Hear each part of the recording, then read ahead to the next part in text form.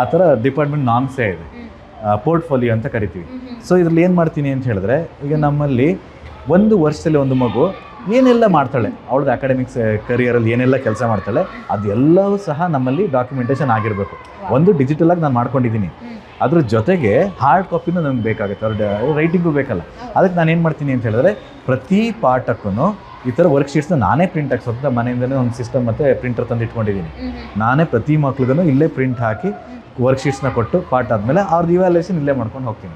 ಈ ಥರ ಅವ್ರದ್ದು ಏನೇನು ಆ್ಯಕ್ಟಿವಿಟೀಸ್ ಮಾಡಿದ್ದಾರೆ ಅದನ್ನೆಲ್ಲ ಒಂದೊಂದು ಮಗುಗೆ ಈ ಥರ ಎಕ್ಸಾಮ್ ಪೇಪರ್ಸ್ ಆಗಿರ್ಬೋದು, FA1 FA3. Kannada hand writing ಎಷ್ಟು ಚೆನ್ನಾಗಿದೆ. ಯಾರಿದು? ಇದು ತ್ರಿಷಿಕಾ. ನೈಸ್.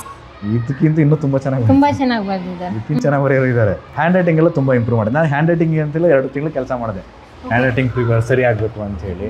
ಹಾಗೆ ಪ್ರತಿಯೊಂದು ನೋಡ್ಕೊಂಡು ಬರ್ತಾ ಇದ್ದೀವಿ. ಮತ್ತು ಈಗ ಇಲ್ಲಿಗೆ ಬರೋ ಮಕ್ಳು ಹೆಂಗೆ ಅಂತ ಹೇಳಿದ್ರೆ, ನನಗೆ ಇವ್ರನ್ನ ಫಸ್ಟು ನನ್ನ ರೀತಿಗೆ ರೆಡಿ ಮಾಡ್ಕೊಳ್ಳೋಕ್ಕೆ 6 ಮಂತ್ಸ್ ಬೇಕಾಗುತ್ತೆ. ಅದಾದ್ಮೇಲೆ ನೆಕ್ಸ್ಟ್ 6 ಮಂತ್ಸ್ ಅಷ್ಟೇ ನಮಗೆ ಪಾಠ ಮಾಡೋಕ್ಕಾಗೋದು. ಯಾಕೆಂದರೆ ಅವ್ರು ಯಾವುದೋ ಮೈಂಡ್ ಸೆಟ್ಟಲ್ಲಿ ಬಂದಿರ್ತಾರೆ, ನಾನು ಅದನ್ನೇ ರಿಸೀವ್ ಮಾಡ್ಕೊಳ್ಳೋಕ್ಕಾಗಲ್ಲ. ಸೊ ಅವ್ರನ್ನ ಟ್ಯೂನ್ ಮಾಡಬೇಕು. ಟ್ಯೂನ್ ಮಾಡ್ಲಿಕ್ಕೆ ಆಲ್ಮೋಸ್ಟ್ ನನಗೊಂದು 6 ಮಂತ್ಸ್ ಬೇಕಾಗುತ್ತೆ. ಯಾಕೆಂದರೆ ಅವ್ರಿಗೆ ಈ ಕ್ಲಾಸಿಗೆ ಬಂದಿರಲ್ಲ, ಏನೋ ಸ್ಕೂಲ್ ಅನ್ಕೊಂಡು ಬಂದಿರ್ತಾರೆ. ಇದೇ ಸ್ಕೂಲ್ ಅಂತ ಬರಬೇಕು ಅನ್ನೋದು ನಮ್ಮ ಒಂದು ಆಶಯ. ನೋಡಿ, ಅವ್ರಿಗಿಂತ ಇವ್ರದ್ದು ಕೂಡ ಚೆನ್ನಾಗಿ, ಒಬ್ಬೊಬ್ರಿಗಿಂತ ತುಂಬ ಚೆನ್ನಾಗಿದೆ. ಆಮೇಲೆ ಎಲ್ಲೂ ಕಾಂಪ್ರಮೈಸ್ ಮಾಡ್ಕೊಳ್ಳಿಲ್ಲ. ಒಂದು ಫೈಲ್ ಆಗಿರಲಿ, ಒಂದು ನೀಟ್ನೆಸ್ ಆಗಿರಲಿ. ನೋಡಿ, ಈ ಥರ ಫೈಲ್ನೆಲ್ಲ ಫಸ್ಟ್ ಬಳಸ್ತಾ ಇದ್ರು.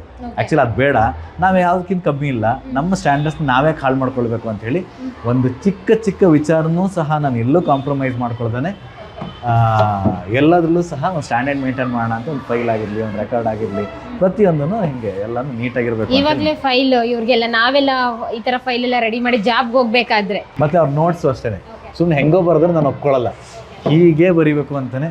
ಸೊ ರಿವಿಷನ್ಸ್ ಎಲ್ಲ ಬರೀತಾ ಇದ್ದಾರೆ.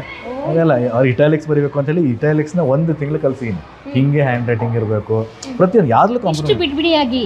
ಈಗ ಅವ್ರಿಗೆ ಒಬ್ರಿಗಿಂತ ಎಲ್ಲರೂ ನೋಡಿ ಒಬ್ರೇನು ಕಡಿಮೆ ಇಲ್ಲ. ನೋಡಿ, ಇಂಗ್ಲೀಷ್ ಹ್ಯಾಂಡ್ ರೈಟಿಂಗ್ ಏನು ಸಕ್ಕತ್ತಾಗಿದೆ. ಫಸ್ಟ್ ಕನ್ನಡ ನೋಡಿದ್ರಿ, ಎಲ್ಲ ನಮ್ಮ ಸರ್ಕಾರಿ ಶಾಲೆ ಮಕ್ಕಳು.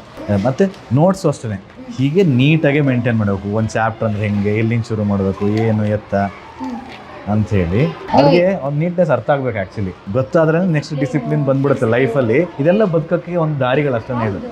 ಎಜುಕೇಶನ್ ಬರೀ ಮಾರ್ಕ್ಸ್ ಕವರ್ ಮಾಡೋದಷ್ಟೇ ಅಲ್ಲ. ಕರೆಕ್ಟ್. ಬೇಸಿಕ್ ಎಜುಕೇಶನ್ ಎಷ್ಟು ಇಂಪಾರ್ಟೆಂಟ್. ನೀವು ಇಲ್ಲಿ ಕಲಿಸಿದ್ದವ್ರಿಗೆ ಫ್ಯೂಚರ್ಗೆ ಎಷ್ಟು ಹೆಲ್ಪ್ ಆಗುತ್ತೆ ಗೊತ್ತಾ? ನೀಟ್ನೆಸ್ ಅಲ್ಲಿ ಏನು ಯಾರು ಕೊರತೆ ಏನಿಲ್ಲ.